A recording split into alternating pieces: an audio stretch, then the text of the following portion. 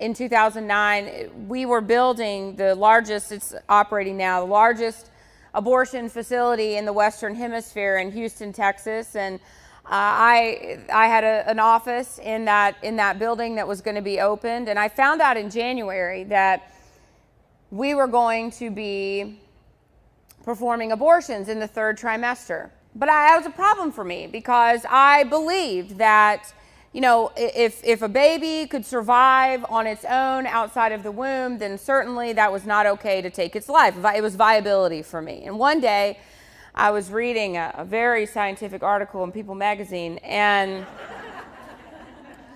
I learned about this baby who stopped growing at 20 weeks and 6 days, and she was born and she was healthy, and now she's like 12 years old, or I don't know. But anyway, and I thought, okay, well, now I've got to move my viability line back, right? Because it was at 24 weeks, and now it's at 20 weeks and 6 days. And in January, they announced to us we were going to be doing abortions in the 3rd trimester, and that was problematic for me. And then April of 2009, I was awarded Planned Parenthood's Employee of the Year for 2008, and that was really exciting for me. I know you're all very proud of me. Thank you. And I got to go to their annual fundraiser, and I got to sit at the table with Hillary Clinton. Don't be jealous. And August of 2009, I had a meeting with my supervisor, and we were going over my budget for the upcoming fiscal year. And she told me that that they were imposing an abortion clinic quota, and by the way, we were going to be expected to double the amount of abortions that we had provided the previous year. And that didn't make sense to me because at Planned Parenthood, we are about preventing the need for abortion. We are about reducing the number of abortions. So why in the world would we be doubling this abortion quota? It doesn't make any sense. So I said something to my supervisor, and she looked at me and she laughed. And she said, "Why would we reduce the abortion number, Abby? That's how we make our money." And I thought, well, okay, this is an interesting turn of events for me. I don't know where I'm going to go from here, but I've been thinking about it for about a month. And September of 2009, we had a visiting physician come in from out of town, and he had a private practice abortion facility in Austin. And he was explaining to me one time at the clinic that inside of his own private practice abortion facility that he used an ultrasound because he was explaining, shockingly enough, that it's actually safer if a doctor can see what he's doing while he's performing surgery. And I'd never thought about this. I just want to make it clear, I'm not a doctor, I'm not a nurse, I'm not even a medical assistant. I have no medical authority or education. I'm a licensed therapist. So if you're having a crummy day, we can talk about it. But if you need any sort of medical procedure, I'm really not your gal. But inside of the abortion industry, they don't care. You just have to be willing and sit through an in-house training session, and then they set you loose to perform invasive medical procedures on women. And I had gone through that training. So the only thing I knew about abortion was what Planned Parenthood had told me. I only knew their protocols. Me, as a non-medical staff person and the director of that clinic, supervised doctors. I supervised nurses. I mean, it doesn't even make sense. But, you know, they don't care about you being medically certified. They just need you to follow a protocol. And really, if you are medically certified and you're running a clinic, you may start having questions, and they don't want that. Just do what you're told, read the protocol, follow the procedure. And so I didn't even know that they did abortions using ultrasound guidance. That was totally new to me. He told me that, you know, Planned Parenthood didn't do it because it takes a little bit of extra time when you're using an ultrasound during the abortion. Our goal at Planned Parenthood was to get a woman on the table and off the table in 5 minutes. And so to introduce an ultrasound during that would take an extra, 3 to 5 minutes. And, we were trying to do 30 to 50 abortions a day. So, you just don't have that extra 3 to 5 minutes per patient. But this doctor told me that it would be interesting for me to see it. It would be a good learning opportunity, educational opportunity for me. And so he said if time permitted that he would show me what this looked like. And that time did come, and I was asked to come into the room. And my job during the abortion was to hold the ultrasound probe on the woman's abdomen so the doctor could, in his words, visualize his target. Again, not medically certified, but I'm doing an ultrasound. I had done them lots of times. So doing an ultrasound, we do the measurement, 13 weeks gestation. Now at 13 weeks, are there arms and legs? Yes. Fingers and toes? Yes. Heartbeat? Yes. Brain waves? Yes. Internal organs? Yes. Yeah, everything's there. Outside the womb, the baby's about this big. And we can even tell if it's a boy or a girl at that point. Now, I knew that. I knew what the aftermath of abortion looked like because I had been a POC technician. What does POC stand for? Products of conception. What is that? That's the baby, right? You can say baby inside of the abortion clinic, so we said POC. And inside of every abortion clinic across the country, there is someone tasked to be the POC technician. And our job is to take everything that's suctioned out of the uterus, dump it into a glass baking dish, reassemble the parts to ensure that we got everything during the abortion. I did that. I can't really explain to you how I was able to do that job and not be bothered. I mean, I have no explanation for it except to say that when you are living in that sort of sin, when you are experiencing that sort of evil, see, the evil of abortion, it's actually very tangible. See, I could see that evil when I piece those parts back together, right? I could feel it when I would manipulate the parts of those babies. Abortion has a very distinct smell. I could smell it. And when evil that real infiltrates your heart and your head, the only thing I can say is that it can literally blind you to the truth that's right in front of you. And so I was standing there looking at the ultrasound and feeling a little nervous because I didn't know what I was going to see, but I knew one thing was for sure, and that was that this baby, this fetus, whatever, was not going to feel anything. Now, how did I know that? Because Planned Parenthood sent me a memo about it, and the memo was entitled Answers to Tough Questions. The most frequently asked question I got from women seeking an abortion was, will my baby feel this? And Planned Parenthood knew that we had to have a very clever answer. And our answer was no, the fetus has no sensory development or does not feel anything for 28 weeks. Now, do you believe that? No. Well, I did. I knew better. I knew it was a lie. I mean, I had to believe the lie because the truth was really inconvenient for me. You know why 28 weeks?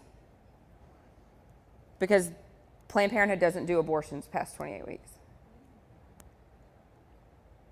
They just picked a number that would be financially smart for them. And so I was standing there, I was reminding myself, I was reciting the scripted answer over and over again in my head, and I watched as the cannula, the suction tube, the suction wasn't turned on yet. I watched it go into the woman's uterus, and I watched it go right up next to the side of this little boy, and as it touched his side, he jumped. And he began flailing his arms and legs as if he was trying to move away from the abortion instrument, but there was nowhere for him to go. I saw pieces of this child being suctioned into the tube one at a time. And you know how on an x-ray, bones are white? You know, like cartilage is white on an x-ray?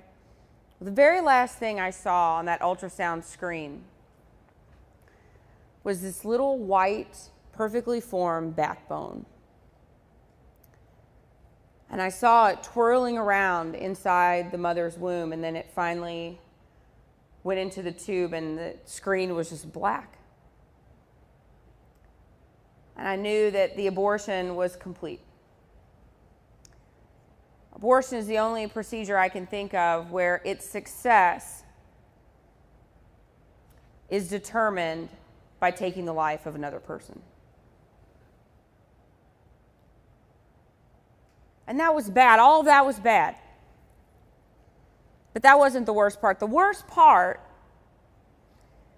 was that when I had the opportunity to intervene, I just stood there and I did nothing. I mean, I remember wanting to sit this woman up and say, look what is happening to your baby. But I didn't. I just stood there and I watched.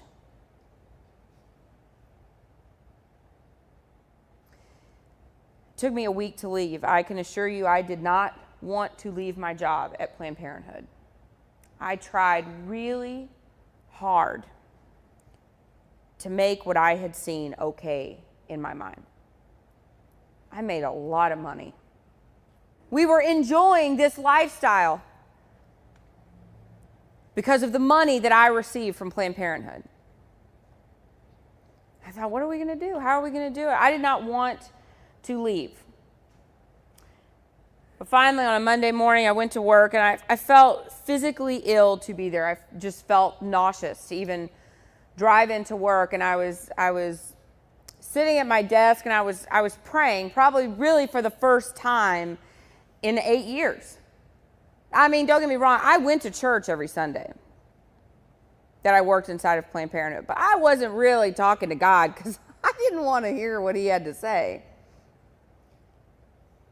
So I didn't really have a communication with God, but it looked great for us in the pro-choice movement if we had people who proclaimed to be Christians and went to church. So that's why I kept going. But I remember I was praying probably for the first time in a long time. And I sat there and I was just praying, like, God, give me somebody to go to. I don't know who to talk to about it. My parents were on vacation, and I kept feeling like God was telling me to go and talk to these crazy anti-choicers who were outside of my clinic. But that Monday, I knew I couldn't stay there anymore. I was watching women walk out of our clinic with little brown bags, and I knew that they were going home to do the abortion pill. And I thought, well, I'm still here. I'm still doing it. I said I didn't want to do it anymore. I'm still here. So I got in my car, and I ran out the back door. I got in my car, and I could have walked to their office, but because it was conveniently located next door. But I thought that would look suspicious, so I got in my car and drove the 50 yards and gave them a call. And I said, hi, I'm outside in your parking lot, and I would like to know if you have a back entrance. And they said, can you hold, please? And anyway, they finally got back on the phone, and they let me in, and it was so funny. It was like a movie. They opened the door, and there's like 3 of them standing there like this. And so I went in, and I sat down, and guys, I didn't know what I was going to say. What did you say? I'm sorry that I killed 20,000 babies. Sorry about that. I didn't know what to say. And I was crying so hard I couldn't even say anything. Finally, the only thing that I could even get out of my mouth was that I have been wrong and you have been right. And now I need your help. I went back to work that day. It was, I don't know, probably 2 o'clock in the afternoon. I wrote up a resignation letter, and I started to move 8 years of stuff out of my office quietly into my car. 3 weeks later, as Halloween, I was served papers by Planned Parenthood. They were taking me to court. The judge threw it out because it was stupid. And they threw it out, and the thing was that when Planned Parenthood, when they took me to court, they sent out a press release to the Associated Press. And the press release said, we were very sorry, we were very regretful that we were having to take our former director to court. We are concerned about confidentiality, and we are so concerned about it. Here's her cell phone number just in case you want to talk to her. Not kidding. And so that night, the night that I got served and they sent out that press release, I got a phone call from a local reporter. And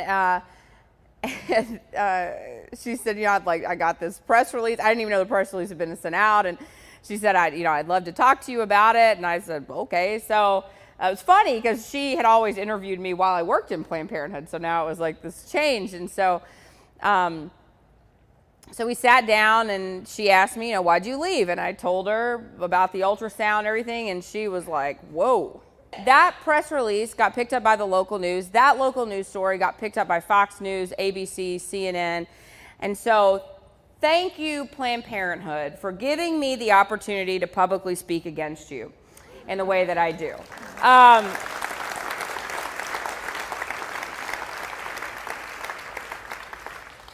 My end goal is to end abortion in this country. It's not just about closing abortion clinics. It's about getting into the hearts and minds of people who believe this is acceptable behavior in our society. It's about getting to our young people and saying, this is why you're pro-life. I was raised in a pro-life home, but I didn't know what that meant. I just said it because my parents said it. So when I was approached by a woman at Planned Parenthood in college and she started talking to me about all these wonderful things Planned Parenthood did, I didn't know any different because it was here, but it wasn't here. And I was so easily manipulated because I was so naive. I think about Jude and I think, oh my gosh, what a miracle it is that we have him, because the abortion industry targets babies like him because he is African American. He is a minority. And as sad as it is, the pro-life movement targets babies like him because he is conceived in rape. And I just think how special it is that his mother courageously chose life for him. I tell people Planned Parenthood doesn't make money on any other option except abortion. So that's the option that they are giving these women all the time. That's the option that they want to sell these women, because they're not going to make any money if a woman chooses adoption for her baby or if a woman decides to parent. So they become very skilled at selling abortion to the women that are coming in. In New York, there are no parental consent laws. There's no parental notification laws. A 13-year-old could find out she's pregnant Monday morning and Monday afternoon go in to have an abortion and her parents never find out. In fact, in some schools, the school counselors or the nurse, they're the ones that are taking the girls to have abortions in the middle of the day during school. And they take them at 8 o'clock in the morning and they bring them back by 4:30, and the parents have no idea they haven't been at school all day and that they've been getting an abortion. And that's the way it is in some states. Well, let me tell you something. 1 in 3 women in this country are having abortions. The statistics aren't very good for you young ladies that are in this audience right now.